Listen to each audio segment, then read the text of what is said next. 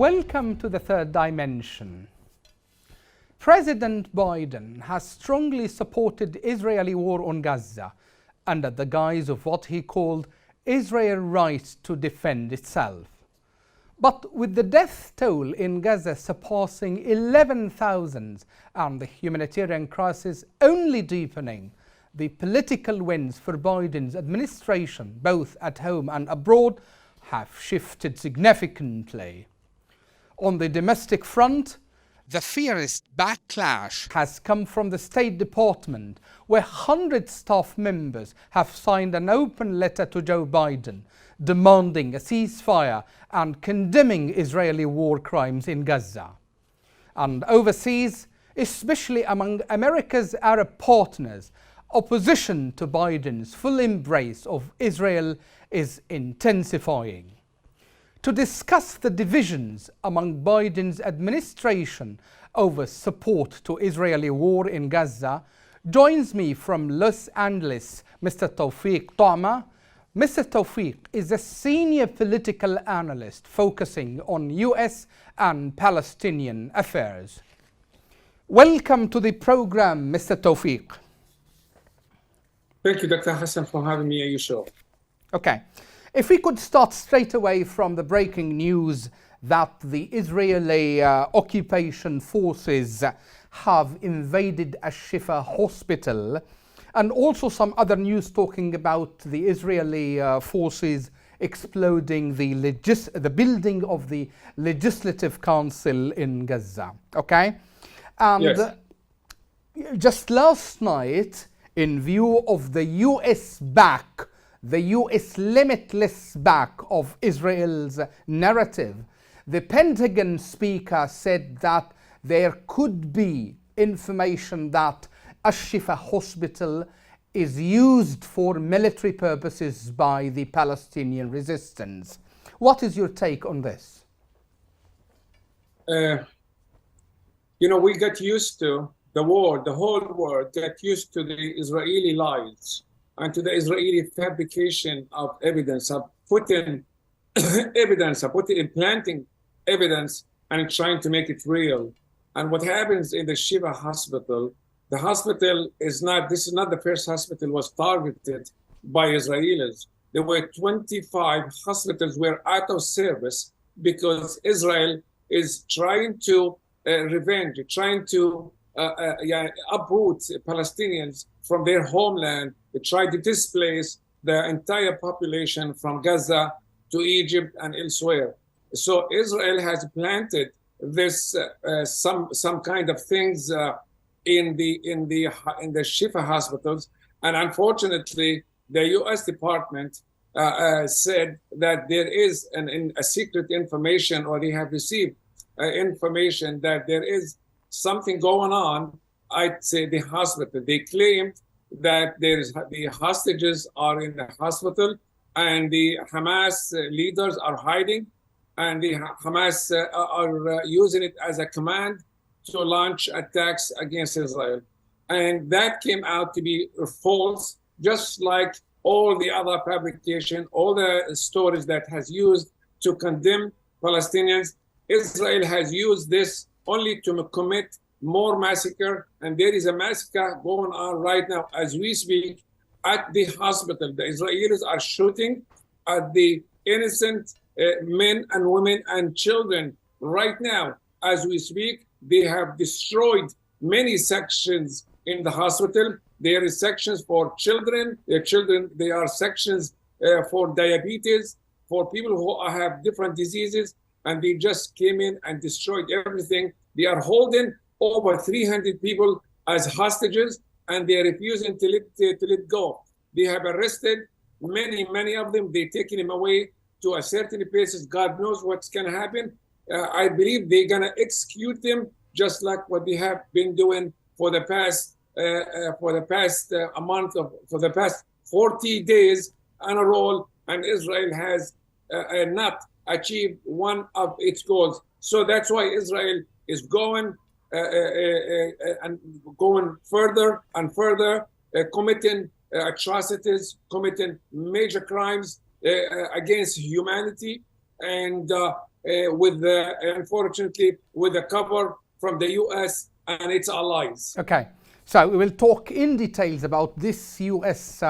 Coverage of the Israeli crimes in Gaza, Mr. توفيق, okay? Yes, now, the Biden's, if you talk about it, the Biden's approach toward the Israeli war is weighing heavily on the figure of the United States as a global leader, okay? And you may have followed with me the internal front pressure put on Biden's himself, and 2 days ago, as you may have followed, Secretary Blinken acknowledged disagreement among State Department staff over the issue or the war in Gaza, and over 100 staff members signed an open letter or memo, okay, to Joe Biden demanding an immediate ceasefire and even condemning the Israeli wars in Gaza. In your opinion, to what extent those divisions within the Biden's administration can push him, okay, to alter his policies towards the war? You know, yeah, exactly what you said. There were other 400 also staff members also signed a letter to the president demanding the same demands. Also, there is also raising frustrations in the Senate and also in the House of Representatives from the left, from some Democrats, and raising also a concern and asking the U.S. president to stop this massacre and stop aiding Israel with all means, unlimited support for Israel. I think there's a lot of things going on right now inside the administration department from the staff members who are they are not in line with Biden.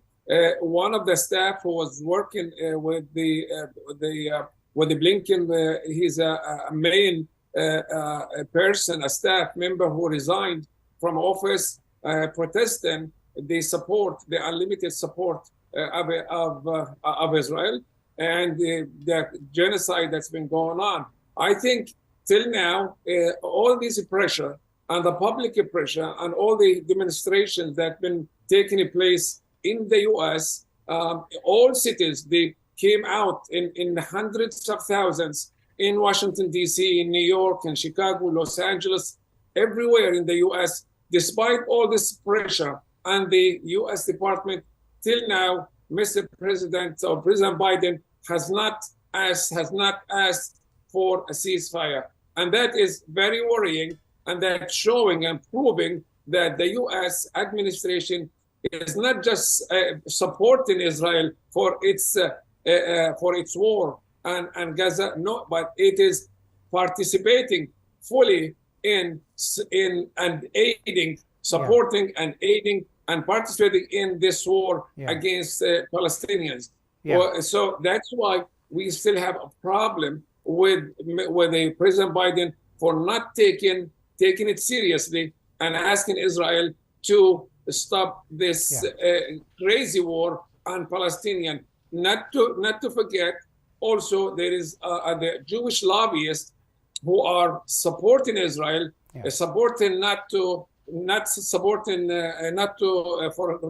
a ceasefire. Also putting a pressure on the president to not to stop, not to call for a ceasefire until Israel or Benjamin Netanyahu achieves at least one of its goals from this bombardment on Gaza. Till now, the Israel or Netanyahu has failed miserably for achieving any one of his goals when he started this war on Gaza. He thought, and there were three goals. Three goals Netanyahu had in his mind: to destroy Hamas, to destroy its military capacity, and also to bring the the hostages back to Israel. Yeah. So far, it's failed. Yeah. He's failed to do any of that. The only thing he was successful in doing, just killing innocent men and women and children, destroying hospitals, destroying bakery stores, destroying everything civilians. So that's why President Biden has not called for a ceasefire. I believe in the next few days or a week or 2 weeks, there will be something different going on, and we might see something different calling for a ceasefire. Yeah. Okay. So, Mr. توفيق, you were talking about President Biden so far not responding to these internal voices coming from the states, either the masses demonstrations, against this genocides in Gaza, or even U.S. officials, In fact, Mr. توفيق, U.S. officials have even raised concerns that Biden's unconditional support to Israel in this way, this approach, might even risk the United States' interest in the Middle East. And here, let me take you to the Arab Islamic Extraordinary Summit that was held in Riyadh a couple of days ago. So again, if we go through the final statement in that extraordinary summit, which they called for immediate ceasefire in Gaza, and the statement even went further, by stating breaking the blockade on Gaza and sending Arab, Islamic and international aids to Gaza. In your assessment, Mr. توفيق, do you think such voices, even from allies, key allies in the Middle East, can also put Biden under pressure? Of course, any kind of pressure, anything like that put some kind of pressure that will add to the pressure that's been going on, different pressures from different people from different areas. But all the pressure that's been used on Biden, till now, Biden has not responded positively to a call for a ceasefire, to allow medical and humanitarian aid into Israel, or at least breaking the siege on Gaza or calling for a ceasefire, a temporary ceasefire. And that is really worrying that Biden is still following or still with Netanyahu on this war. So it's all of this kind of pressure, international pressure. The U.S. is right now, it's losing its reputation in the Arab and the Muslim world for generations to come. Now there is so much hatred and against the American administrations and its policies in the Middle East, not just in the Middle East, but it's worldwide, that the American government is the most hated government, including Israel, in the whole world. And this is very worrying for President Biden. He talked about that a few days ago, that he did not want to lose its reputation among the Arabs and the Muslim communities. And that's, because that can develop into something different that can target some of its U.S. interest in the Middle East, and that can put the U.S. interest into harm. And that's why President Biden is worrying about that. I think Biden till now has not responded to all the pressures that's been, all the people who've been calling President Biden to stop this genocide on Gaza. I believe this is not going to stop unless Israel starts losing on the ground. I believe Israel is losing a lot in soldiers, and losing this war in Gaza. And I think when this loss mounting, I think Israel will decide to withdraw its forces, or will call for a ceasefire or something like that. It's been going on for 40 days so far, almost 40 days, Yes. and nothing has been accomplished for Netanyahu. Nothing being accomplished. When you say nothing being accomplished for Netanyahu, means it's nothing accomplished also for President Biden and his allies. Okay. Yeah, Mr. توفيق, if we just come back to the Islamic Arab Extraordinary Summit in Riyadh and that statement, okay? Yes. Usually, we've been historically disappointed by the final statements of Arab summits. But this time, the statement, the phrasing, the language was quite robust, okay? So in your opinion, Mr. توفيق, okay, what can the Arab and Islamic countries, okay, do in order to implement this kind of strong statement? I believe they can do a lot to break the siege in Gaza and make a stop, a final stop to this aggression and stop this massacre that's been going on in Gaza. I think some of the Arab countries who have relationship with Israel, they can at least all these Arab summits that happened before, none of that was really never took a really hard decision or never implemented any one of their decisions for Palestinians. Now, the same thing they call for, there were 57 Arab and Muslim countries met in Riyadh yesterday or the day before. 57 countries were not able to open the Rafah crossing point. 57 countries were not able to open, to send humanitarian support, humanitarian to Gaza, or had an influence on the U.S. to stop this war. I mean, it's really sad to see this, but all the decisions that came out with really makes no sense. The U.S. does not care for it. Netanyahu answered them. They said, he said in a statement, he said something like, he doesn't care about what the Arab summit says, whatever the decision, he's going on with the war, and he's not, he's just very careless about this. So the U.S., the Arab countries can do a lot. For example, they can raise they can use the boycott and divestment. Also, they can close the embassies, the U.S. embassies in some of these Arab countries. Also, they can ask the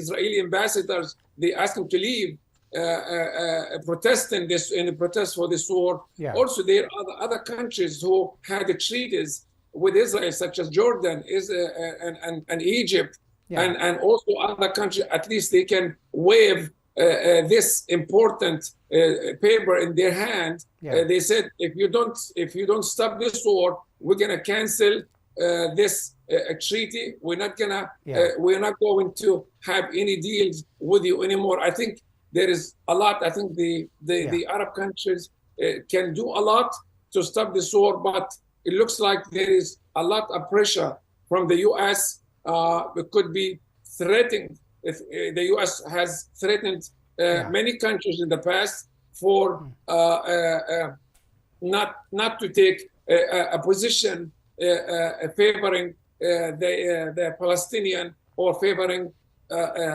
what's going on in Gaza. Okay. Yeah.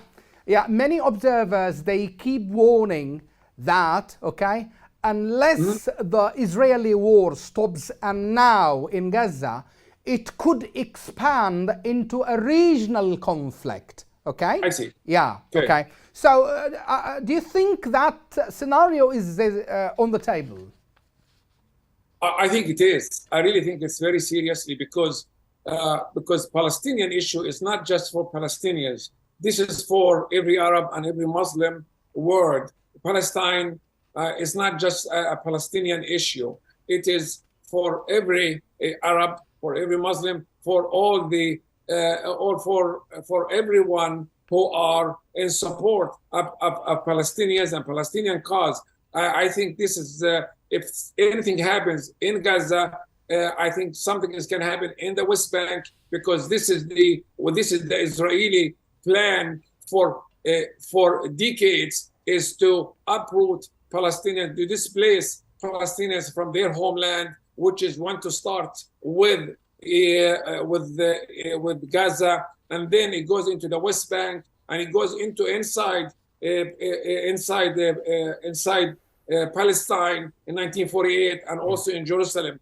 I think they want to do. Israel has its plan is to empty the land from Palestinians, throw all Palestinians out of their homes into Jordan, into Lebanon, into Egypt, and this way, this is how they want Israel. I think this is, and I believe all the Arab countries, including Egypt, Jordan, and other people, they said we will not allow this exodus to happen again. It happened in 1948, and it will never happen again. And this is also Palestinian people in Gaza and everywhere. They say we will never lose, we will never leave our homes. We'll continue to stay here, even if they bomb us, even if they kill us. We are staying here and we will not leave. I think this is, if it happens, and God forbid it happens, I think everybody in the region is gonna get affected.